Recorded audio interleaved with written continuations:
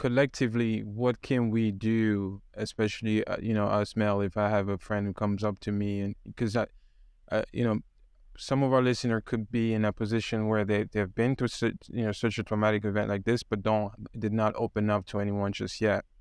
So, what's your advice to them, and what's your advice for somebody like us if we were ever in a situation where dealing with somebody who was. So little things like saying, just to start off, right? Like, I hear you, or do like pause if you need to. Like, those little indicators that you're there for that person can go a long way. Yeah. Look, hell of an intro. I tell you what you info, but I never really been the type of dude to give no info. But if you see your ends low and you trying to get a benzo, I'll give your ass some game that'll change the way that you think, bro. Super skilled with the pencil, super ill in my mental. I reminisce on life, I'm nice, here's my memento.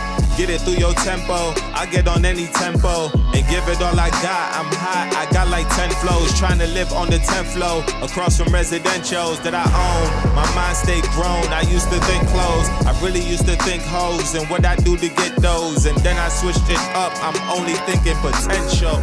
Yeah, like what you do, homie? What's your vision? How you thinking? How you move, homie? And is you cool, homie? You thinking building, then that's something we could do, homie.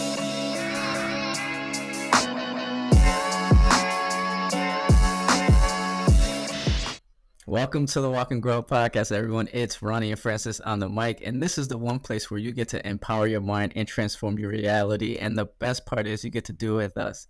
Sometimes you'll hear us go back and forth and rant with each other, and sometimes you'll hear from a special guest like today who will be able to share their perspective on their life or insights of what has been going on in their life.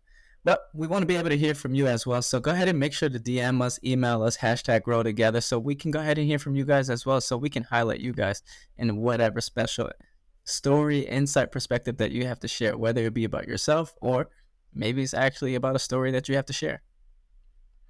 Awesome. Today we have the pleasure of welcoming Megumi Naganoma, who is an artist out of Tampa. She's also a higher ed educator who has been doing some wonderful work out there in Tampa. She was located in Charlotte for the past 2 years and recently moved. We are going to be talking, just a fair warning to our audience, this episode will contain some sensitive topic. We'll talk about PTSD, rape, and a lot of just mental health awareness. So to open up the floor, welcome, Megumi, to our podcast.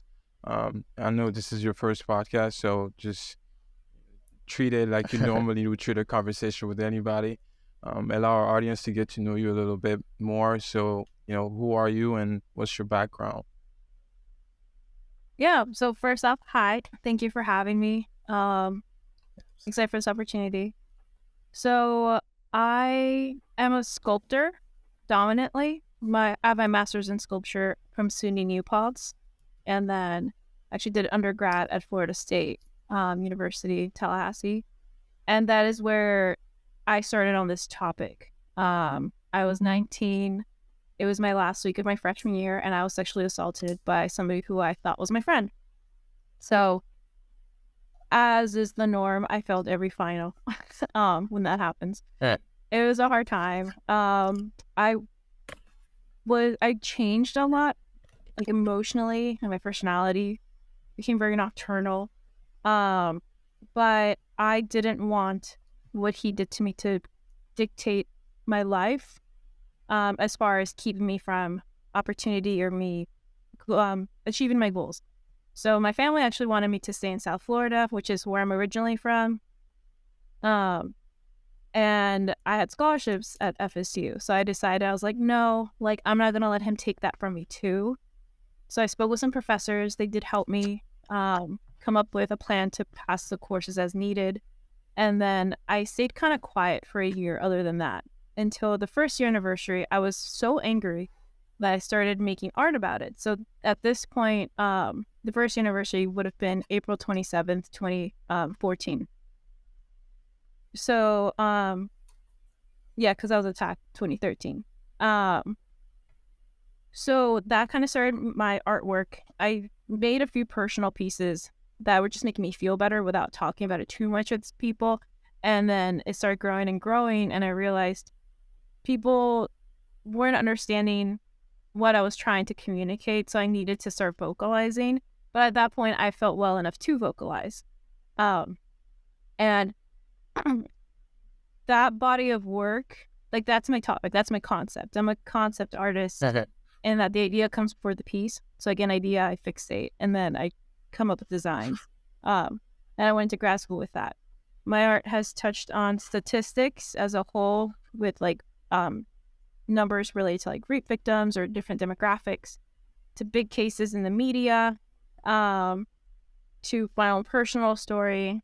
And then my biggest piece is called Listen to Them, which I actually did in grad school. Had to do with people in my life who confided in me with their stories. And I made these cones to represent them without giving their name. Like, I kept them very anonymous in that matter. And I had part of their story written on the bodies of these hand-sewn cones.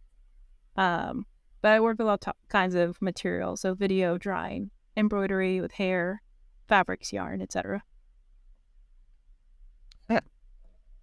So you mentioned a little bit of background here. I came across your work through an article that I was reading, and it touched a piece of me, seeing how you were able to heal through the process of your own artwork. There's one thing that you mentioned there where you said a slow grounding technique, which is basically stitching, and the metaphor that you used there. Can you talk a little bit about that metaphor and how it helped you in the healing process?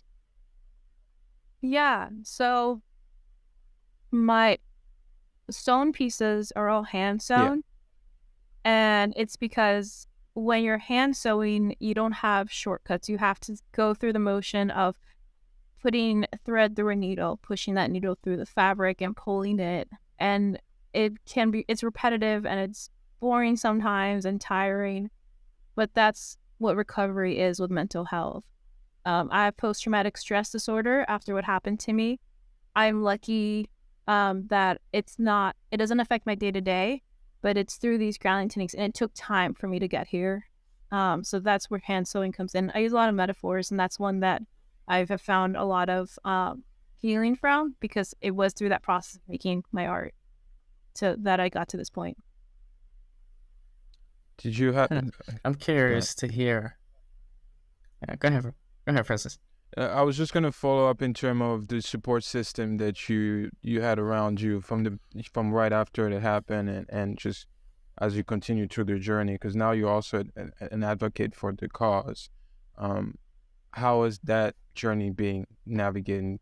Because I know by yourself, with the challenge of mental health in a situation like that, it's probably not easy to go through it by yourself. Yeah, so I was very lucky in that. So after my attacker attacked me, I escaped, basically. And after I escaped, one of my best friends was waiting for me, because I texted him, and he came to find me. And then that immediate, hug, which is like comforting protection, resonated with me. That stuck with me for a long time.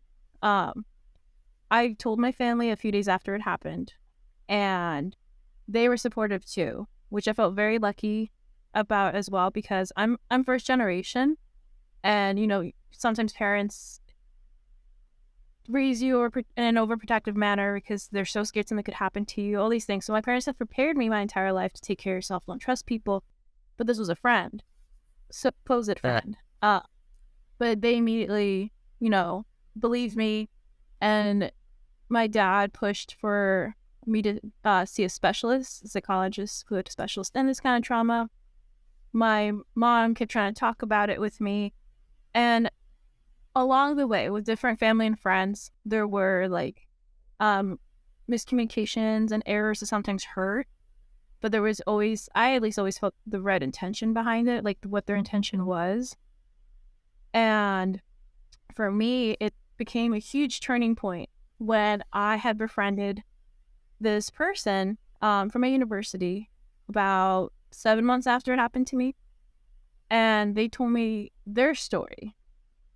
And that was, yes, that was like a huge weight off my shoulders that I didn't even know that I was carrying that, like in that way, the feeling alone. Because I had people talking to me. So that was what stuck out. And I felt relief where I was like, I'm not alone. Oh my gosh, like there's somebody else that feels this. That means there's more people. And then immediate sadness because I was like, there's more people that feel this way. This is awful. And that's kind of what led my healing to take a turning point where it's like, okay, I want to heal, but I want to help other people heal the way I felt this moment. You mentioned how you found your way of healing, which is through art. How'd you come across that? I think it's very unique to even, see, find something. Well, first off, finding it and then actually implementing it. So I'm curious to hear how'd you kind of go about finding that art that was your way of healing? So I've always been drawn to art. I was in school as an art major, and I was interested in topics related to human rights issues. So I was focused on like environmental issues and people having access to like water, anti-war topics, anti-racism, like all that stuff, aiming towards peace. When this happened to me, I was angry, and I was like, I just threw myself into my schoolwork. It happened to be art, and then I had liberty to navigate into topics that I was interested in. So I think me having had a creative background already gave me some of that freedom to explore that in a more personal way and in a quiet way, because I didn't have to outwardly tell people until I was ready. Right. But it wasn't without like trial and error of like me spending an example, like 30 hours on something, and people are like, I don't get it. And I'm like, all right, like, got figuring this out again. Until I got to like my form of communicating that works for me. That's amazing, because it's difficult for one to find your purpose, and it could be even more difficult to find your passion. And the fact that you went through such a traumatic event and you were still able to not only navigate yourself through it, but find something to help you navigate yourself, I think that's remarkable. Definitely for anybody that's listening that has experienced anything of that nature, I think that's one of the key steps, I guess, finding something to help yourself cure through it. Because again, I'm no expert here. I am not the one to be really giving any sort of expertise on this, but it sounds just based off of her experience here, I think that's one route that people can take. So I want to kind of transition into speaking on, after hearing somebody else going through it, what is it now that you're currently doing to, I guess, help others? So like I said, I work in higher education.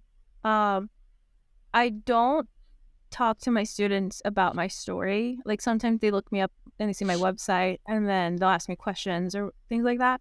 What I do tell them at the very beginning is like, these are my concepts, and I just list them off real quick, and I say, I make art about things I care about. So usually along the way, especially with projects where there's more creative liberty, I tell them, okay, make a list. What are the things you care about? And then sometimes people get stuck and they're like, oh, my family, my friends. I'm like, okay, that's good. I'm like, but what about your family and friends? Like, what can make their lives better if you can't, somebody doesn't have that personal, like, topic that they want to talk about? And every now and then you'll have somebody that's like, oh, like, I want better healthcare for my grandma. Right. So now it's like, okay, healthcare. Let's go this way. And then every now and then you get students that go more personal, and then that's a way of helping them navigate, like, what are they interested in? How are they creating this work? How is it helping them? Because if somebody's accidentally like stressing out and anxious making their art, I'm like, time out. Let's find another way. You can't hurt yourself in the process, because people can re-traumatize on accident. So there's a way to do it to protect oneself from that. Do you think that the current way of the process of helping someone recover after a traumatic event like this is helpful? Is there anything that you feel as though can change just overall? Not for you per se, but I'm just saying in our society, because now that you've heard from other people's story, do you feel as though the current way it's being handled is it's proper, I guess I should say? Because we had, just to go back a little bit, we had a conversation before this call started, and from two male perspective, we did not know how to even, go about starting this conversation, because it's not something that we come across every day. It's not a topic that we address every day. So I'm pretty sure, just the way we felt, there's a lot of male out there who will not feel comfortable sitting in a room where this conversation is being had. So that's one, area where I see maybe, more awareness can help. And that's why I wanted to have you on this podcast as well, for you to be able to kind of shine that brighter light on an issue like this. So yeah, go ahead. Sorry, I was gonna say I appreciate that comment. So up until this happened to me, I had a similar mindset where I was like, oh, like, this is a hard topic to talk about, and kind of like, if you see it on the news, change channel or keep scrolling if it's on your phone. And then I started learning more, and it's like, when I talk, sometimes people are like, oh wow, like, I haven't thought about this, now I know. And it's like, well, you know me and my story now, but I promise I'm not the only person in your life that has this, right? So it's opening that first up so that people that go through this feel safe communicating with you in general. And the reality is that there is no pushing that out. Go through, is going to be a survivor, because you have kids, people in college, you have people in prison, you have people when they're traveling, military, religious institutions, academics, like nursing homes. Like, it doesn't stop. There's no one place. And there isn't one kind of body, right? It doesn't matter your race, religion, your economic background. Like, none of that matters, because when you have a predator, they're going to do what they want to do. If they have a little bit of power over you and that's their intent, they're going to use it, right? So I think it's when someone's telling you their story, or they're trying to tell you, hey, this happened to me, and they're working their way into that, some people react with denial, and they're like, oh, are you sure that happened? Or, no, I don't want to hear that. Or like, maybe talk to someone else, or like, oh, you'll get over it. And none of those end up helping the person that's been hurt. Because if you think of someone that's been mugged, right? They're just walking and someone jumps them and they're mugged. We wouldn't answer that way to somebody that's been through that. We tell them, like, oh, like, do you want me to walk with you? Or like, do you want to talk about it? Right? Those kinds of answers. And we have to treat this, as far as like rape, sexual assault, the way we treat other crimes, where it's that we're not asking the victim, like, what did you do? Like, that kind of question. Like, someone broke into my house.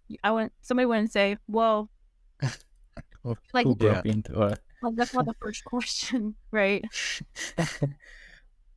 So it's just talking about this the way we would talk about any topic, with empathy, right? Yeah. And if someone's telling us this, it means they're trying to trust you enough to let you know. So just like to be open to that. It might not be something we like. Sometimes you find out that someone that's in your life was the person that did this horrible thing. And it's like, take a moment to hear what that person's saying. And then, each person's going to react differently from there. But regardless if you're man, woman, non-binary, whomever you are, it really is an issue that touches everybody's lives. And it's only going to get better the more educated we're on the topic. Yeah. That way, when we, for future generations, it's talked about more. Gotcha. You had a good point there about just having that empathy to be there for the person and listen, rather than being in denial. Collectively, what can we do, especially us male? If I have a friend who comes up to me, and because some of our listeners could be in a position where they've been through such a traumatic event like this, but did not open up to anyone just yet. So, what's your advice to them, and what's your advice for somebody like us if we were ever in a situation where dealing with somebody who was... So little things like saying, just to start off, right? Like, I hear you, or do like pause if you need to. Like, those little indicators that you're there for that person can go a long way. Yeah. I think in general, so at least for me, right? I did martial arts for over 10 years. So when it happened to me, I was like, I'm not supposed to be going through this. I know how to fight, And it was a reality check. That doesn't matter like how well equipped I was, that this still happened to me, right? And I think I can only go off my perspective, but like I think if I was a man, right, I would have to think and be open to it. It's like, well, this could happen to me. Like, if somebody wants this to happen, right, it's out of my control, and take that with the person that's talking to you. Again, whether it's another man or a woman, non-binary, like friend, nephew, niece, like whomever. And I think that perspective of it could happen to anybody, because that's like, how would you want someone to react to you if you have that experience? Got it. During this entire process, who would you say has been the most influential person for you? Yeah. I don't know. I don't think there's any one person as far as like my process of like speaking out or healing. Yeah. I think, if anything, I was very influenced by, and maybe it sounds cliche, by society, because I was hurt and angry, and then I was like, no, I'm not going to be quiet because it's easier for me to be quiet. And then after that, the driving force was just other survivors. And because, and I guess that's a group at that point, because it's like, I use the word survivors, right? Not victim. Because not everybody survives. There's a high rate of suicide with PTSD. And you hear it a lot with like veterans, but people are unaware oftentimes that the majority of PTSD in this country is from rape survivors. So I think my biggest influence has been advocating for other survivors. And would you say that's a good metric of how you keep yourself motivated? Yeah, I think so. I've been asked before, do you ever plan on stopping making this work? Like, have you gotten all out? And my answer's always been, I'll stop making art about rape when there's no more rape. Yeah.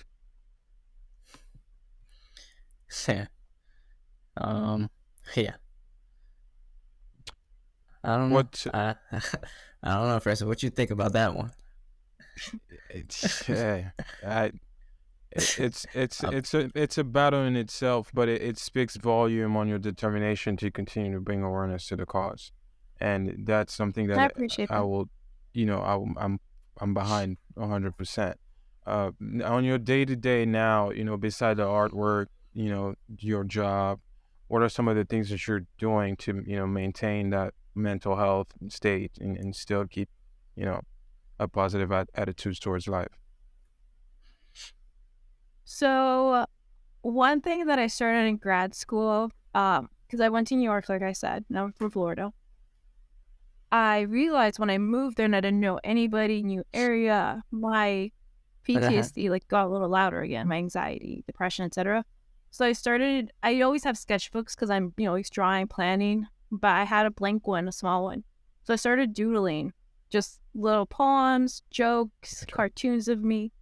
And I realized that was a good grounding technique for me, because I could start listening to my classes better by just having the distraction to like kind of like multitask. It wasn't like trying to learn and then I'm just anxious. It's like trying to learn, getting the anxiety out. So that's something I've maintained over the years. I have, I think, 20 sketchbooks filled at this point. Yeah, nice. Yeah, a lot of them. And then I'm really big on ocean conservation, so I clean the beach whenever I can. And then I maintain communication with loved ones, check in on my friends sometimes. Just like I said, recently with the Tampa, so I've been organizing a lot lately. Gotcha. But yeah, I like exploring, traveling when I can. So I'm still doing the things I always liked, but now it just like I treasure it more. And I think not letting the stuff that happened to me take away the things I enjoyed has helped in that too. And it's only made it more fulfilling. What's your favorite beach? I've only been there a few times, but Jupiter Beach in Florida has an estuary, and I love that. It's like where the river meets the ocean. Gotcha. And it's just beautiful. I have to check that out. I've never been out there. Yeah. Ron, I'll let you ask the question before I follow up. So, just in general, this isn't based off anything. Given your experiences, you experiencing PTSD, just when you experience it, what challenges do you face just on a daily basis? On daily. So one thing that happens with trauma, so not every rape or sexual assault turns into PTSD, right? But people just have trauma. I happen to have PTSD. One thing that's common though across the board are triggers. And now we see that word all the time online where people are like, oh, I've been triggered or whatever. The reality is it's a very real word that's used in mental health to explain like this thing set me off, and it could be external or internal with that feeling. So for example, I was fishing one day, and the pier that I was on, the way the wood felt exactly like some wood that I felt that day. Oh, wow. And it like threw me past. And it's like I'd never experienced that since then, right? Because it was such a specific feel of the grain of the wood. And it was very internal. And I was freaking out. But because it was internal, I was able to like get myself out of the situation, which was just fishing. But it was me like, I grabbed the soda to drink something sweet, so my taste buds were activated. So it's a different sense. Like a different sense was being activated. I could feel the can, and it's little things like that that help my day to day. Where it's like, I sometimes keep like ginger candy in my purse, so it's like there's a smell that's like affecting me, like throwing ginger candy in my mouth, taste, or like earphones, music, like stuff like that. That's my day to day as far as I don't get triggered easily or often anymore. But I always have like something along the lines of like protecting myself in that way. Like on my phone, Instagram, I have a bunch of videos saved of like things that I find funny and entertaining. And it's like, oh, I need something else to help me like get out of this. Okay, I'm going to distract myself with these videos that I know I like. Gotcha. So you've found tools that help you even when you're stuck in that environment, in that moment, to get yourself out. Yeah. I'm gonna say this. I hate social media for those individuals that struggle with mental health. How is it that you have found a way for it to help you and not use it as a way of a distraction for those listening that may be experiencing that, like, hey, they go on it and it just destroys them? How is it that you found it to be more helpful and beneficial? Because at least for me, it's to pull me out of that bad feeling as I start spiraling or sinking. It's basically like a pause button. It's like, I have to address this at some point. And like, this feeling is there. Yeah. Like, let's say like there was a loud noise and I started freaking out internally, right? And it's like, pause, here's some music I like, listen to this first, like get through that. And then it's like later when I'm in like the comfort of my own home or whatever, if I need to cry, I'll cry. If I need to like at that point just like lay in bed or nap or just go for a long walk, whatever it is. But having social media in that manner has helped me to put little bookmarks, like you just save them basically, of these things that I know have made me laugh and can help me be distracted in that moment. Do you think the distraction is helpful or does it actually hurt you? I think it's helpful as long as it's like a Band-Aid. It's not Yeah. it's not a stitch, right? It's not gonna fix it. It's just like gonna give me time to get where I need to be, or like give myself the space that I need, where it's like, okay, now I'm ready. Now I can do this. Yeah. As long as it helps you, because I will say, if it hurts you for the long term, Yeah. then just sometimes just letting it out when it needs to be let out could be way more beneficial in that moment. Now of course I'm the wrong person to be giving anyone advice other than myself, so take it for a grain of salt, everyone that is listening, in terms of finding that one thing to really help you. But I like how you really use social media to really benefit you more than anything, because I really want everyone to just, it's just a fantasy. That's how I look at it. And it's not just Yep. social media, you find other ways to help you through the journey, and that's always a plus. Now, to me, my question is, what's next for you in terms of, you're working now, you're bringing awareness to this, and I'm sure you have, goals for yourself that you would like to accomplish. What's next on your agenda? So I mentioned I'm an adjunct professor, so I'm trying to build up on my career, on that, more experience, and eventually I ideally would like to like settle at one university. So that's like the long-term professional goal as far as like the standard career, I guess. My artist career, it's to keep showing. I do more artist residencies. I just finished one in New Orleans recently. That was amazing. Nice. I just had a little show in Raleigh Nice. at Meredith College. That was really great, and I got to lecture to the students that came. I was a visiting artist lecturer for an evening. I'm around the corner of the 10-year anniversary of what happened to me, so I just finished a piece. So I'm prepping that one to start photographing and sending that off. The flight shows to send that off too. And just to keep having these kinds of conversations in general, I think a lot of times people see art and they think, oh, I don't know, like painting, whatever. And it's like, well, there's more to it. There's experiences behind it, there's emotions behind it, very human experiences behind it. And at least I have something tangible to show, like an object, right? And then that can get a dialogue going, like with you guys, like the art show that I had in Meredith. And you guys, I was contacted to have an article, and then you guys found me. And It's how advocacy happens, right? And you guys are part of that advocacy at this point, which I think is fantastic. You're doing more than some people do with this kind of topic in their lifetime. And I think it's just these little domino effects, these little like one knocks into the next person, into the next person. And that's what I'm trying to continue at this point in time. Gotcha. That's awesome.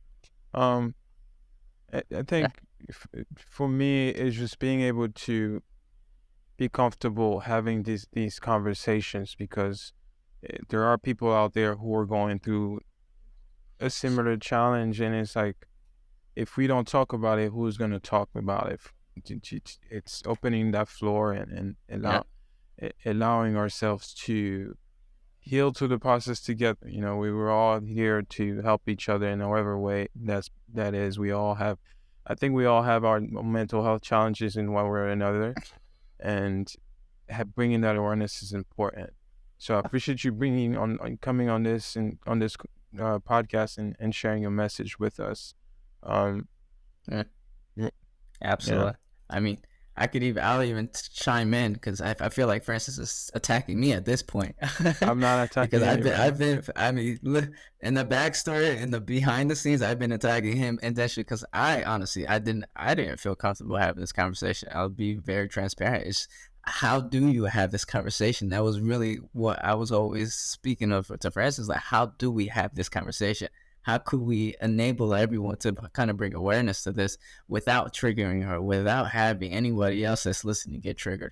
So it's a very sensitive topic, and I was walking through eggshells as I'm talking to him, like, how do we navigate through this? But I definitely love the fact that you have the willpower, the courage to be able to speak about it, because it says a lot about who you are. And it tells a lot of individuals that are listening, hey, you guys can do the same. And like you mentioned, the more and more we speak about it, the more and more I think it's going to become something that a lot of people are going to be more hesitant on doing. And if that's the case, then everybody's going to win. Yeah. I agree with that. One last thing I would like to say is just, if you have anything that you want to say to our audience, the floor is all yours. If you have a question for us, if you want to thank somebody that has helped you, this is your moment to do that. The floor is yours. If you don't have anything, that's totally fine as well. Well, actually, first off, thank you both again for inviting me. Greatly appreciated. And I think what you guys are doing is fantastic. And even if it wasn't me, it was some other person with this topic, just like bringing it into the forefront, into your lives. I think it's a fantastic thing. And as far as anybody out there goes, if you've been through it, you are not alone. There's a whole community of us, and like I said, that's a great thing and a terrible thing all at the same time. But there are people that understand, right? And as long as you're trying every day, you're surviving. You're a survivor. That represents strength and resilience. And if for some reason, someone that didn't make it, it's just really hard sometimes. So you just gotta keep fighting and show love and empathy to those that you care about. And if somebody hasn't been through it, right, just think of the fact that this is something that's gaining momentum, right? And whether it's because you might be on the right side of history or because you have people you love, just opening up your heart and being willing to try and listen at least. And again, the word trying is in there because it is a hard topic. And there's some people that just, unfortunately, were never raised to know anything about it. So when it happens or someone tells them, it's just like a wall hitting you. It can be a lot.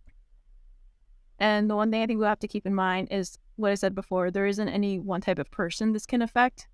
So hoping that nobody in my life anytime soon goes through this. But I think through my advocacy, they know that I'm there for them. And I think that's the best thing everybody can do. Is just being open, because if it that's happened to someone you care about, you're already there and they already know that. They already know they're not alone. Gotcha. Thank you for sharing that. Do you have every art piece that you do, there's a message on each of them, correct? Am I? Yes. Where can we find your work on social media? We're gonna put the links to your social media on our show notes. But is there do you have any events coming up? Anything that you plan on doing where you will display your work? My website is my first and last name, so MegumiNaganoma.com, and my art Instagram. I'm actually gonna pull it up because I changed it some time ago. I want to be sure it's so accurate. Yeah, it's my first name _ my last name, so Megumi_Naganoma. Right now, I don't think there's any upcoming show. Like I said, I just finished some shows. And I have some pieces that I'm prepping to start applying with. I'm trying to think. There's my recent artist lecture is on YouTube. The show is called Enrage, kind of like Enrage. Gotcha. And that was through Meredith College, and that talks a little bit more about the structure of PTSD and how it exists. And what we briefly talked on today, there's no limitation with how this happens. Gotcha. If somebody wanted to reach out for support or just to connect, and what's the best way to reach out to you? I reached out to you through the website. Would that be the best way, or email the best way, or Instagram? So through the sorry, I interrupt you. Through the website goes directly to my email, Gotcha. which is my artist email, and I do check frequently. Gotcha.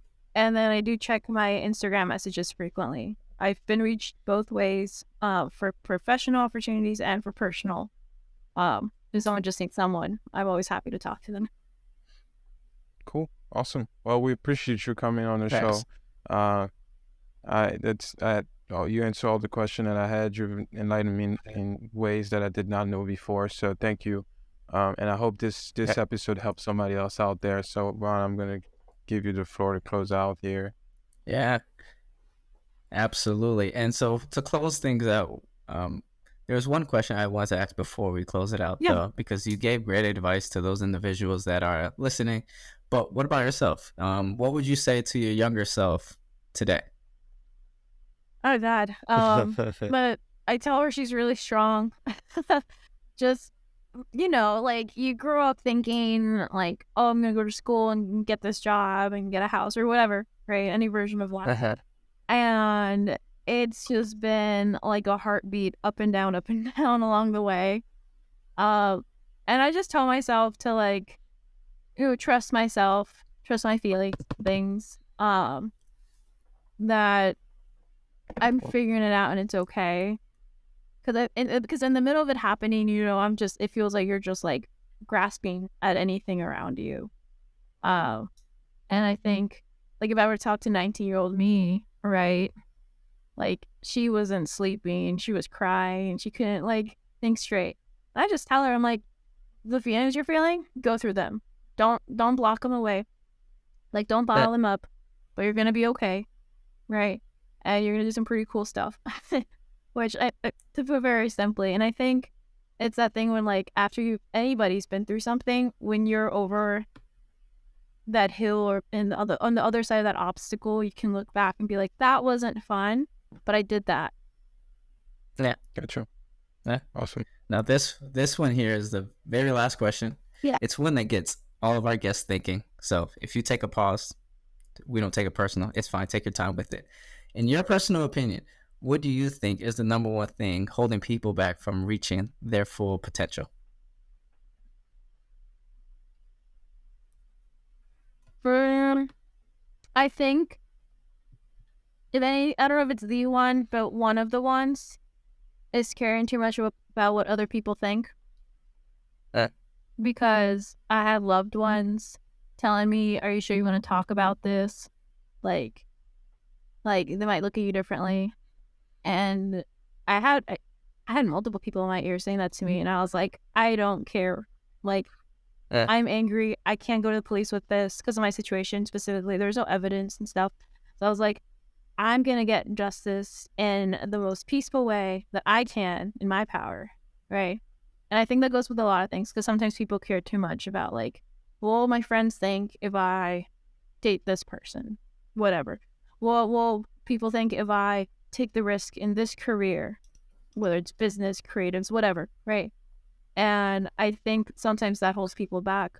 Like, I think it's worth trying at least. Stop caring long enough to try something. And if you decide that it's not for you, then that's okay. Gotcha. Let's go. I love it. Yeah. I love it. Yeah. Applause right there. That deserved it. When I'm Okay. when I'm in Tampa, I'll hit you up and we'll catch up and get some lunch. What? Let me know. What cool places here. Yeah. Yeah. We actually have a really close buddy of ours that's down there, so I'm sure we'll be down there soon at some point. Oh, it's fantastic. But So. yeah. But with that being said, thank you all for tuning in and staying to the end, especially if you did.